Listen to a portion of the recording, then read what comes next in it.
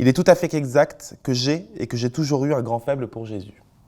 Pour la première fois dans l'histoire de l'Occident, une lumière de féminité venait éclairer le monde. Mais c'est tombé entre les pattes des hommes et ce furent les croisades, l'extermination des infidèles, la conversion par le sabre, l'hérésie, quoi.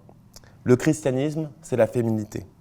La pitié, la douceur, le pardon, la tolérance, la maternité, le respect des faibles. Jésus, c'est la faiblesse.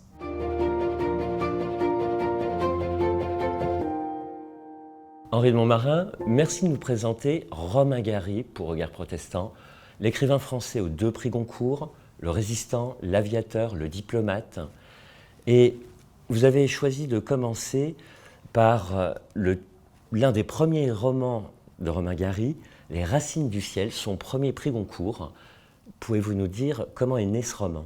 C'est un roman qui est en effet reconnu comme l'un des plus grands romans de Romain Gary, qu'il a écrit, c'est un de ses premiers romans en effet, c'est l'histoire de Morel, qui est un bandit d'honneur, comme on peut dire, qui a fait de sa vie un combat pour les éléphants, contre la chasse aux éléphants qui sévit dans l'Afrique équatoriale française. Donc c'est né un peu de l'expérience de Gary en tant qu'attaché consulaire au Tchad. C'est là qu'il a pu recueillir un peu les impressions qui ont forgé la matrice de ce livre. Donc Morel est un personnage très mystérieux et c'est très intéressant dans la construction du roman, c'est qu'on le voit peu et que tous les autres personnages vous en parlent. Et donc Morel, c'est un bandit d'honneur pour les uns, un criminel pour les autres, un héros pour d'autres.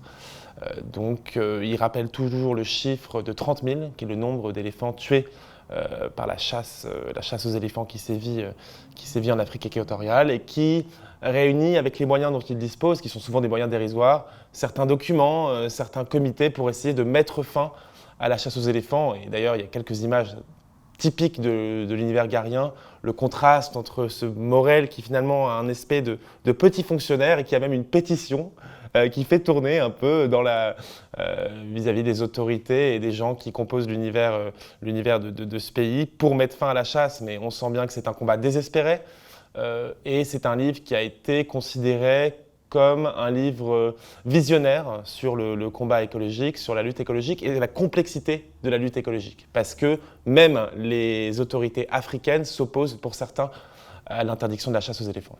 Romain Gary est vraiment un pionnier de l'écologie. On est en 1947 et en avion, il survole le Tchad, il constate le braconnage et il va faire des éléphants un symbole de la protection des espèces et de l'importance de la vie, de l'écologie. Bien sûr, il faut comprendre qu'à l'époque, pourquoi il y avait la chasse aux éléphants pour l'ivoire et également parce que les éléphants piétinaient les champs. Donc ça posait vraiment des problèmes aux exploitants. Et donc c'est vrai que le personnage de Morel, dans Les Racines du ciel, lutte contre un grand nombre d'acteurs. Et son combat est vraiment désespéré. Donc il y a quelque chose de presque sacrificiel dans le personnage de Morel qui, pour rappel, et d'ailleurs c'est une autre obsession chez Gary, est un rescapé d'Auschwitz. Le thème de la Shoah parcourt toute l'œuvre de Gary. Je ne connais pas un roman qui n'en parle pas d'une manière ou d'une autre, depuis Madame Rosa, rescapée d'Auschwitz dans La vie devant soi, depuis en passant par La danse de Gengis Khan, tous les livres de Gary font référence à la Shoah, qui est vraiment une expérience pour lui matricielle de son être européen également. Vous nous mettez au cœur de l'humanisme de Romain Gary, qui s'est forgé à travers la métaphore des racines du ciel, les éléphants comme métaphore de l'écologie, à travers la métaphore de chien blanc. Et on va le retrouver à Paris, où vous nous l'avez placé, habitué de ce bar de la rue du Bac. Oui. Et c'est toute l'époque de la réflexion sur aimer, trouver l'amour. C'est le rapport de Romain Gary aux femmes à travers sa deuxième œuvre, son deuxième Goncourt. Pouvez-vous nous en parler un peu plus ? Quand il arrive à Paris, il est un peu revenu de ses ambitions diplomatiques. Il écrit dans L'homme à la colombe, l'ONU, c'est le viol permanent d'un grand rêve humain. Donc, c'est peut-être l'humanisme de Gary, c'est aussi un humanisme qui se méfie des institutions, qui se rend compte un peu aussi de toutes les paillettes et qui dénonce un humanisme critique et qui pratique une espèce d'ironie assez acerbe envers le pouvoir en place, envers les institutions. D'ailleurs, dans L'homme à la colombe, il raconte l'histoire d'un jeune homme qui a une colombe qui souille tout le bâtiment des Nations Unies, qui chie en fait dans tous les... Non, c'est ça l'idée. C'est que vraiment, il renverse le symbole de la colombe et en fait, elle commence à chier partout. C'est très drôle, donc il y a aussi beaucoup d'ironie, de discernement vis-à-vis de l'impuissance aussi de l'ONU et des pouvoirs publics pour vraiment attaquer le cœur des problèmes. C'est un diplomate un peu paradoxal. C'est un diplomate qui ne croit pas vraiment forcément à la bonté de l'action diplomatique. Et c'est ça aussi être un écrivain, c'est toujours regarder une distance. Et je pense que Gary l'a très bien fait et on peut le voir dans tous ses livres. Pour La vie devant soi, Gary est revenu à Paris, donc il a renoncé à la carrière, comme on dit. Il y a aussi eu un plafond de verre, on n'a pas voulu forcément lui donner les bons postes parce que c'était une figure qui dérangeait. Ce n'était pas un diplomate classique. Dès qu'il était très connu, il avait beaucoup de notoriété. Ça faisait un peu de l'ombre à certains fonctionnaires plus conventionnels peut-être au Quai d'Orsay.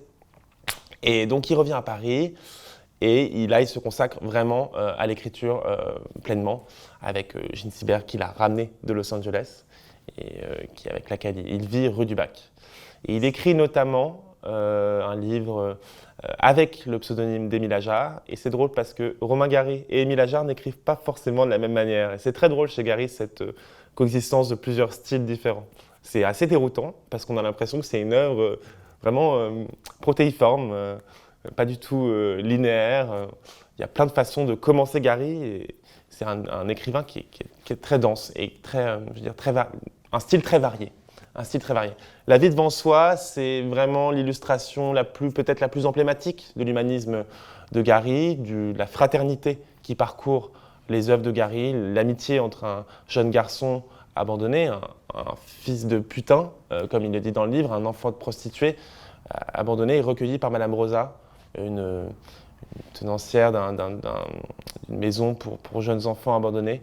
Et l'amitié paradoxale et étrange entre ce jeune garçon et cette vieille dame dont il se moque aussi, parce que c'est écrit du point de vue de l'enfant, dont il se moque, il la trouve grosse, il la trouve chauve, il se moque beaucoup d'elle, il dit que dès qu'elle se déplace, c'était comme un déménagement. Ça m'a fait rire, c'est très drôle, Gary.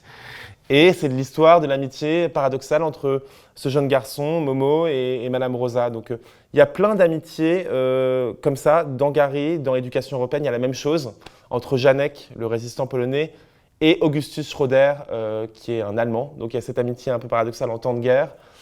C'est très beau d'ailleurs comment des gens que rien ne devrait rassembler se rassemblent quand même chez Gary. Comme si il y a une espèce de reconnaissance du cœur. Les bons se reconnaissent entre eux. Il y a quelque chose de très beau là-dessus chez Gary. Et vraiment la fraternité, pour revenir à une notion chrétienne, c'est vraiment quelque chose qui parcourt l'œuvre de Gary. Les hommes ont besoin d'amitié. Il le dit dans Les Racines du ciel. Donc c'est des gens seuls, comme lui-même, je pense, mais qui ont quand même besoin des autres. Et ça, je trouve ça très beau chez Gary.